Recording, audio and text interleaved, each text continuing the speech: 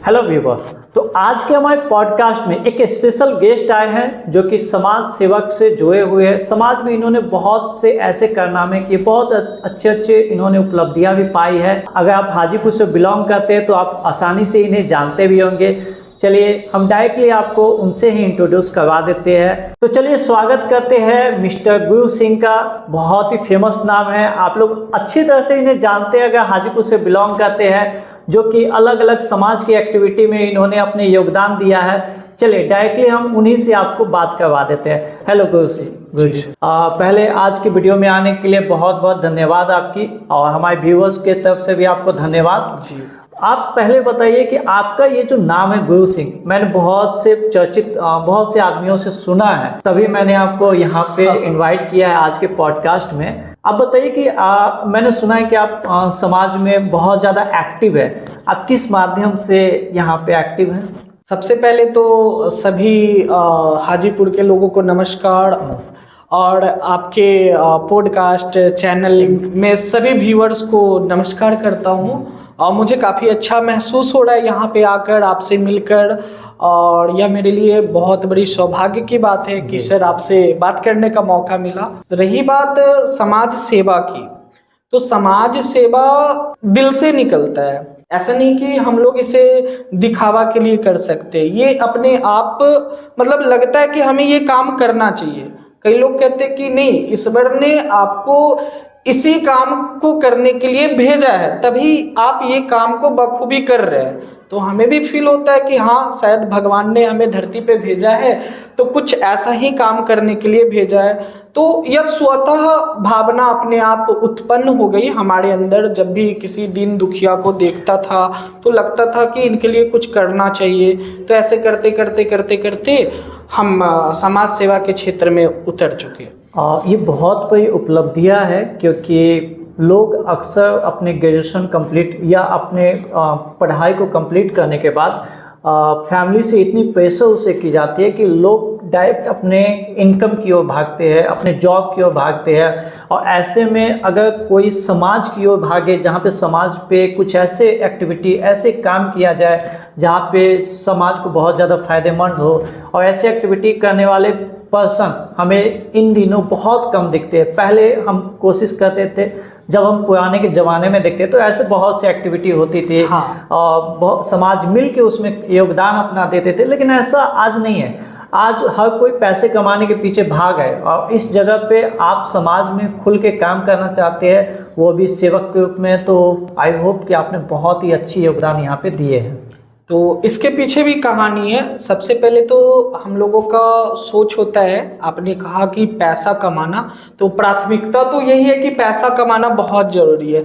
और इन सबों काम को करने के बाद जो हमारा थोड़ा समय मिलता है, उस थोड़ा समय में हमारी कोशिश रहती है कि समाज हित में कुछ अच्छा काम कर लिया जाए, जिससे समाज में जो दबे कुचले लोग हैं उनका उद्धार हो सके। ये तो बहुत ज़्यादा जरूरी है, लेकिन उससे पहले हम अपने व्यूअर्स को कंफ्यूज नहीं करना चाहेंगे।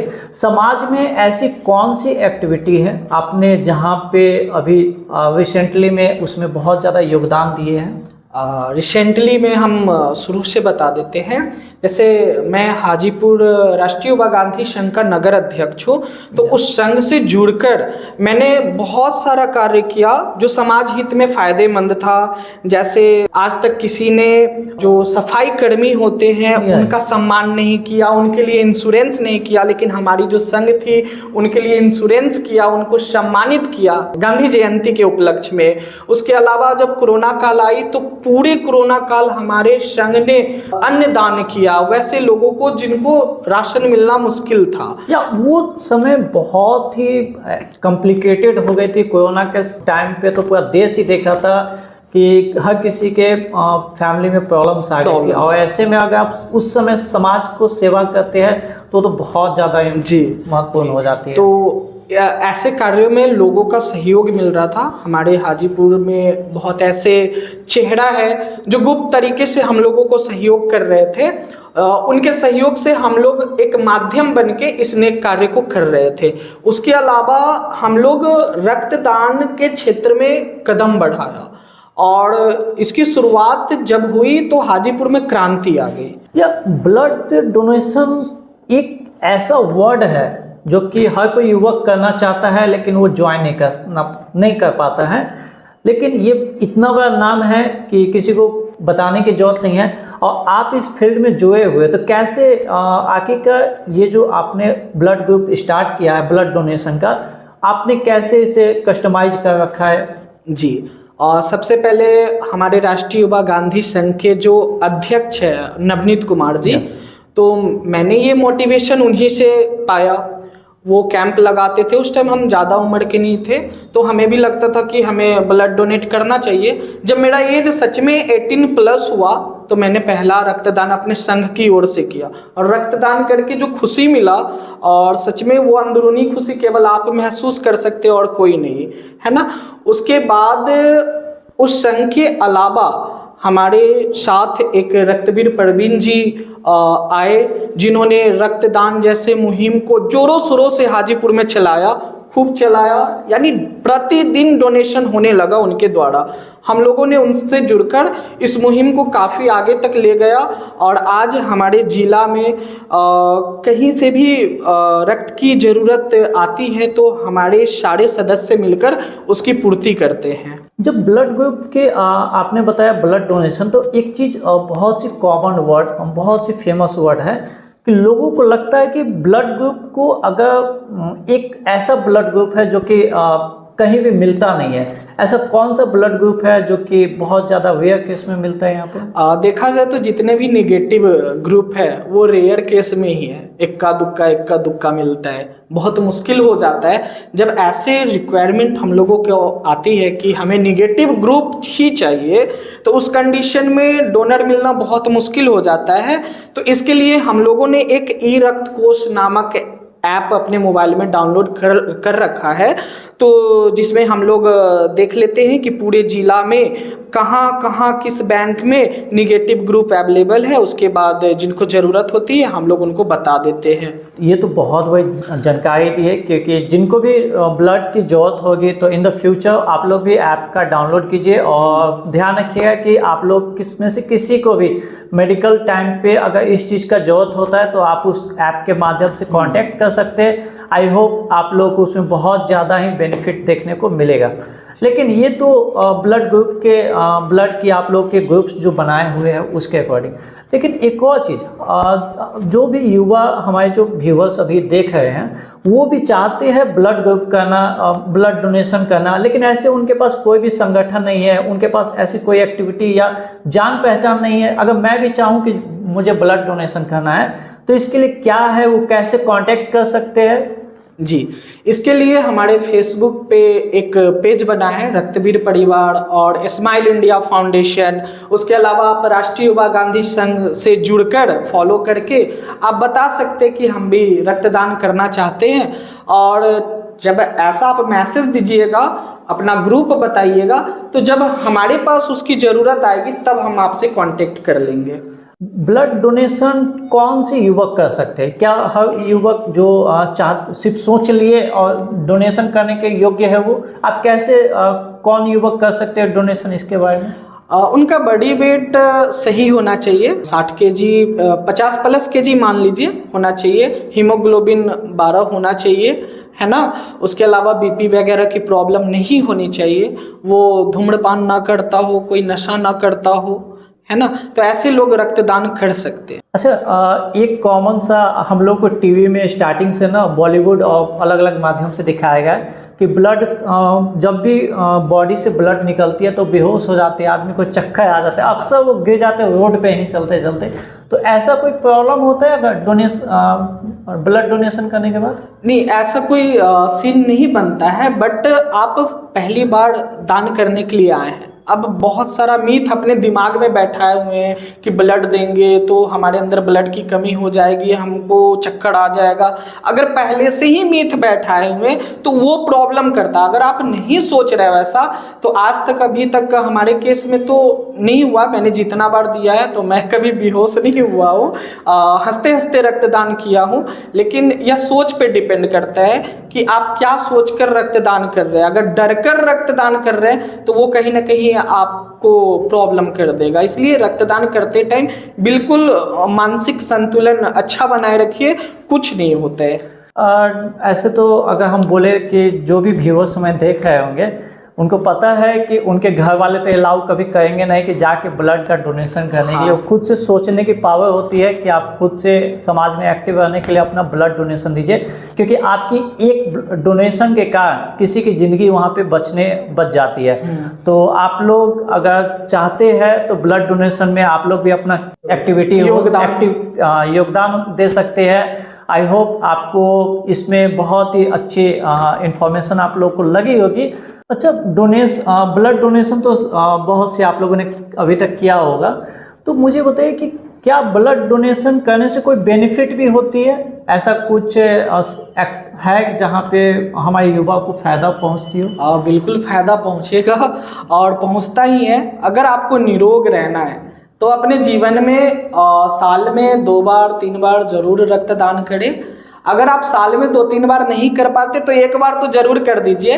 इससे बेनिफिट यही है कि आपको हार्ट से संबंधित कभी कोई रोग नहीं होगा और आप निरोग रहिएगा, आपका शरीर स्वस्थ होगा, आपका शरीर में ग्रोथ दिखेगा। ये सही बात है, रक्तदान करने के बाद सच में शरीर में ग्रोथ दिखता है। हम भी पहले बहुत मतलब पतले दुबले थे और रक्तदान करने के बाद अचानक से शरीर पंप कर गया, ऐसा लगा कि हाँ भाई कुछ बदलाव हुआ है। हाँ, बेनिफिट होता है। अच्छा, हम ना अपने युवक को समझाए, ठीक है, बहुत से युवक समझ गए, लेकिन एक जेन्युइन ऐसी क्वेश्चन जो कि मेरे माइंड में अभी चल रहा है, क्या फीमेल भी ब्लड डोनेशन दे सकती है?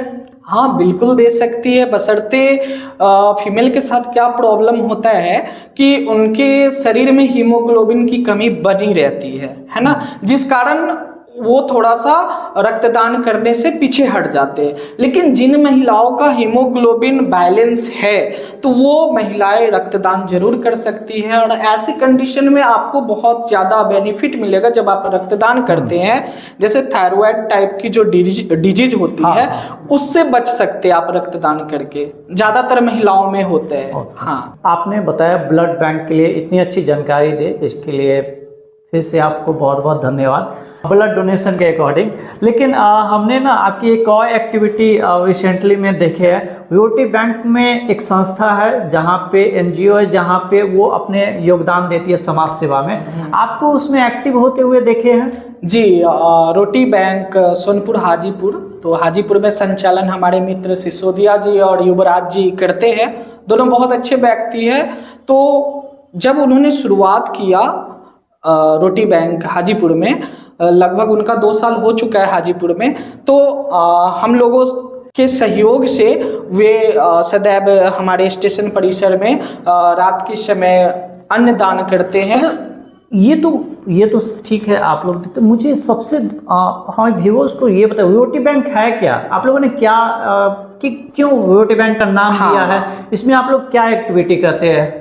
इसका मकसद यही है कि कोई भी भूखा ना सोए। अच्छा, हाँ, बहुत अच्छी बात है। कोई भी भूखा ना सोए, ऐसे लोग, अपाहिज लोग, दीन दुखिया लोग जो अपना खाना ना बना सकते हैं, जिनको खाना ना मिल सकता है, वैसे लोगों के लिए ये रोटी बैंक बहुत से आदमी सोए हुए आते हैं। हमारे ठेला चालक है, रिक्शा चालक है, जिन्हें अपने खाना को एक दिन की खाना अरेंजमेंट करने में उनसे बहुत तकलीफ होती है, क्योंकि आजकल रिक्शा पे ठेला पे कोई नहीं चढ़ता है, तो ऐसे उनकी इनकम भी बहुत कम गई है। तो क्या आप लोग उन लोगों तक पहुंच जाते हैं? हाँ, वे लोग प्रतिदिन इंतजार करते हैं। मैं तो डेली नहीं जाता हूँ, लेकिन जैसे सिसोदिया जी, युवराज जी, प्रवीण भैया, जगन्नाथ भैया, इन लोगों से बात करने से पता चलता है कि जो रिक्शा वाले हैं या जो छोटे मोटे दुकान लगाते हैं, वे रोटी बैंक वाले का इंतजार करते रात्रि के समय में कि मेरा भोजन आएगा। उनको उम्मीद रहता है और सच में उनको डेली भोजन मिलता है। डेली मिल जाता है? हाँ, ये तो बहुत बड़ी बात है, क्योंकि डेली का मैनेजमेंट करना बहुत बड़ी बात हो जाती है। अच्छा, रोटी बैंक मैनेजमेंट कैसे की है? उन खाना कहाँ से लाते हैं और वो कहाँ पे उन्हें खिलाते हैं? इसकी डायग्राम कैसे बना? जैसे रोटी बैंक का खुद का किचन है, वहीं से रोटी, सब्जी या कभी पोहा या कभी बिरयानी, वेज बिरयानी ऐसा कुछ बनकर वही किचन से आता है। और प्रतिदिन जो वहाँ पे लोग हैं दुखिया वैसे लोगों को मिल जाते हैं। अच्छा, ये जो रोटी बैंक हमने हाजीपुर में आई थिंक हमने नहीं सुना था और हमें रिसेंटली पता चला था, तो मैंने क्वेश्चन रख दिया। आखिरकार रोटी बैंक को बनाए जो भी इन्होंने बनाए थे, बहुत ही इन्होंने अच्छी काम की है और आई थिंक कि हम भी उनसे चाहेंगे कि जाके मिलना है एक बार। जी जी। आप बताइए कि ये आइडिया इन लोगों के माइंड में आया था और स्टार्टिंग किए थे तो उस समय क्या था और अभी उसका रिस्पॉन्स क्या है? समाज में रोटी बैंक के प्रति लोगों का सकारात्मक रिस्पांस है और लोग बढ़ चढ़कर हिस्सा ले रहे, खासकर युवा को देखिएगा शाम के समय पूरे लोग ग्रुप लगाकर और जाते हैं, लोगों के ज़रूरत को पूरा करते हैं। उनका उद्देश्य ही है, वो एक उद्देश्य लेकर चले, कोई भूखा डर है और सच में निस्वार्थ वो लोग सेवा दे रहे हैं। ये सेवा तो हम ऐसे कह सकते हैं कि निस्वार्थ सेवा हो गया, मतलब आप ऐसे फैमिली को मदद कर रहे हैं जिससे उसे नीड है और ये एज अ जीवन में हर किसी को करना चाहिए। मैं अपने व्यूअर्स को भी कहना चाहूँगा कि आप लोग भी अपने डिस्ट्रिक्ट में अगर इस प्रकार के संस्था है तो उनसे जुड़िए और अपने जीवन के कुछ समय निकाल कर उसमें योगदान के रूप में दीजिए। आपने बहुत अच्छी जानकारी दी कि हमारे युवाओं को इससे बेनिफिट भी होगी कि वो अपने समाज में ऐसे ग्रुप को पता करें जहाँ पे ब्लड बैंक या फिर रोटी बैंक जैसी संस्था जो गरीबों को मदद करती होगी, जिन्हें इसकी नीड है उन्हें ये सब मदद करती होगी। लेकिन इन सभी के अलावा आप किसी और समाज सेवा में एक्टिविटी किए हैं या फिर अभी एक्टिव है? मैं शुरुआत से ही राष्ट्रीय युवा गांधी संघ का नगर अध्यक्ष रहा हूँ। अच्छा, आप उनके अध्यक्ष हैं? जी, और लगभग मेरा उस संघ से जुड़े 8 साल हो गया। उस समय से मैं अभी तक बहुत सारी एक्टिविटी करते आया हूँ। जो भी एक्टिविटी होती है उस एक्टिविटी में आपको मोरल वैल्यू देखने को मिलेगा। समाज में युवाओं का जो नैतिक पतन आपको देखने को मिल रहा है, तो हम लोगों का कोशिश रहता है कि हम लोग अपने एक्टिविटी के द्वारा उनके मोरल वैल्यू को थोड़ा सा पुशअप कर दें। तो हमारा ज़्यादातर फोकस होता है कि नैतिक उत्थान हो। अगर नैतिक उत्थान युवाओं में हो जाता है तो जो भी शहर में या देश में जो भी असामाजिक व्यवहार लोगों द्वारा हो जाता है किसी के प्रति, तो वो चीज़ खत्म हो जाएगा। कहीं ना कहीं नैतिकता का पतन हुआ है जिस कारण युवा भटक गए हैं और युवा के भटकने के कारण क्या हो रहा है कि समाज में आपको कहीं ना कहीं जैसे लूटपाट जैसी घटनाएं है ना, मर्डर जैसी घटनाएं, तो ये सब हो रहा है। देखिए, ऐसा तो होते रहता है क्योंकि समाज में अस्थिरता बनी रहती है, क्योंकि हमारी कुछ कल्चर ऐसी ही बनी हुई है, लेकिन हम लोग कोशिश करते हैं कि अपने आप को सही दिशा में ले जाना। आप हमारे व्यूअर्स को ये बताइए कि समाज में इसके अलावा ऐसे कौन कौन से काम हैं जो कि हमारे युवक करना चाहे अपने डिस्ट्रिक्ट में, तो उसे करना चाहिए? देखिए, सबसे पहले तो आप अपने दैनिक जीवन में जो भी काम करते हैं वो करते हुए थोड़ा सा समय निकालकर अपने आसपास के लोगों को मदद कीजिए। जरूरी नहीं कि वो मदद पैसा से ही किया जाए, हो सके आपके घर में थोड़ा बहुत अगर खाना बचता है या बर्बाद होने योग्य खाना है तो उसको फेंक कर ना उसको गरीबों में खिला दीजिए, है ना। इसमें ना एक अगर आप ऐसा बोले क्या कि आपके घर में जो खाना बचा हुआ है और आप दूसरे को देना, तो ऐसे तो हम लोग के घर में होती है, लेकिन इस पे ना बहुत बड़ा एक सवाल उठता है, मेरे माइंड में ना बहुत दिनों से आ रही थी, मैं आपसे पूछ ही लेता हूँ कि ये तो हमें समझ में आती है, ये हम लोग के घर में खाना बचते तो हम लोग पड़ोसी में जाके जो जिसको नीड है उनको हम लोग देते भी है। लेकिन एक बहुत बड़ा सवाल है इन दिनों, सिर्फ बिहार के लिए नहीं, पूरा इंडिया के लिए है कि शादी और पार्टी जो ऑर्गेनाइज की जाती है वहाँ पे अनलिमिटेड खाना, बहुत ज़्यादा खाना बर्बाद होती है, फेंकाती है। और ऐसा मैं इसलिए नहीं कह रहा हूँ, शादी ब्याह में आपको पता है कि जो भी पार्टी चलती है उसमें बहुत खाना फेंकाता है, और ये मैं नहीं वॉच करता हूँ, आप लोग खुद देखते हैं, हम लोग भी देखते हैं, और बहुत खाना कह ही नहीं सकते कितना बर्बाद होता है। अब उसे कैसे हम लोग समाज के युवा अगर चाहे तो कैसे उसे मैनेजमेंट करना के सीखे? हाँ, देखिए, अभी स्टेटस मेंटेन करना बहुत ज़्यादा चला हुआ है। हम ज़्यादा खाना खिला रहे हैं, मतलब हम बहुत काफ़ी बड़ा है। हाँ। लेकिन खाने का अगर रूप देखा जाए तो खाने का मतलब एक साधारण खाना जो बर्बाद ना हो, जो सुपाच्य हो, जो हमारे शरीर के लिए हेल्थफुल हो। तो खाना का मतलब वही होता है। बट हम अब शादी पार्टी में अपना स्टेटस दिखाने के लिए अननेसेसरी खाने की चीज़ें का प्रबंध कर देते हैं। तो उस कंडीशन में क्या होता है कि लोग शादी पार्टी में जाते ही सबसे पहले स्टार्टर पे ऐसे टूट जाते हैं कि वो मेन कोर्स करना भूल जाते हैं। हाँ, मेन कोर्स करना भूल जाते हैं। अब स्टार्टर खाकर ही पेट भर गया तो मेन कोर्स तो फेंकाएगा ही। तो ये सब की जरूरत नहीं है। आप स्वादिष्ट साधारण भोजन रखिए, उससे भी आपका स्टेटस मेंटेन रहेगा। ऐसा नहीं कि आपका स्टेटस डाउन हो जाएगा। ज़्यादा खाना क्या, ज़्यादा खाना कुछ नहीं होता है, साधारण खाना ही बहुत कुछ होते हैं। गुरुजी आपका बहुत बहुत धन्यवाद। आज के जो पॉडकास्ट में आपने इतना कीमती समय निकाला है और इतनी अच्छी जानकारी दे। आई होप कि बहुत से युवा अपने समाज में कुछ एक्टिविटी करने के जागरूक हो जाएंगे और इसके लिए बहुत बहुत धन्यवाद। और समाज में ऐसा कोई मैसेज आप देना चाहेंगे जो कि हमारे युवा कोशिश करेंगे क्योंकि उसको अपने जीवन में व्यतीत यूज करें? हाँ, युवाओं के लिए एक बहुत बड़ी मैसेज है कि जीवन में युवा ही ज़्यादा डिमोटिवेट हो रहे हैं। अभी खासकर अभी के समय में उनका डिमोटिवेट होने का कारण है उनके आस पड़ोस, समाज, घर परिवार। वे लोग चाहते हैं कि युवा 25-26 साल में ही सफल हो जाए, जो कि मुझे लगता है बहुत मुश्किल है। सफल होने में बहुत ज़्यादा स्ट्रगल भी करना पड़ता है।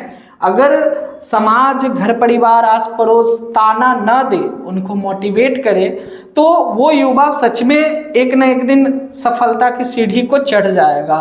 तो समाज हो या घर परिवार हो या आस पड़ोस हो, हमेशा अपने आसपास के बच्चे को किसी भी कार्य क्षेत्र में वो क्यों ना हो, उनको मोटिवेट करते रहिए, उनको कभी भी डिमोटिवेट ना कीजिए। आज के पॉडकास्ट में जैसे कि आपने देखा कि आप समाज में रहते हुए भी समाज को सेवा दे सकते हैं और ऐसी एक्टिविटी, बहुत सी एक्टिविटी है जैसे कि आप ब्लड डोनेशन में जुड़ सकते हैं, आप खाना के वितरण की ऐसी संस्था होगी जहाँ पे आप वहाँ पे जुड़ सकते हैं, या फिर कुछ अभी जैसे सर्दियों की समय चल रही है तो आप कंबल डोनेशन में आ सकते हैं। ऐसे बहुत से संस्था हमारे समाज में है अवेलेबल। आप लोग को सिर्फ वहाँ पे जाना है और पहचानना है, वहाँ पे वर्क करना है। सिर्फ पैसा से ही नहीं, आप अपने कर्मों से भी वहाँ पे योगदान दे सकते हैं। तो जरूरी ये नहीं है कि आप पैसों से ही एक बहुत बड़ा आदमी बनने के बाद ही समाज सेवा देना चाहिए। आप अभी जिस हालत में है जाइए, उसी हालत में अपने समाज में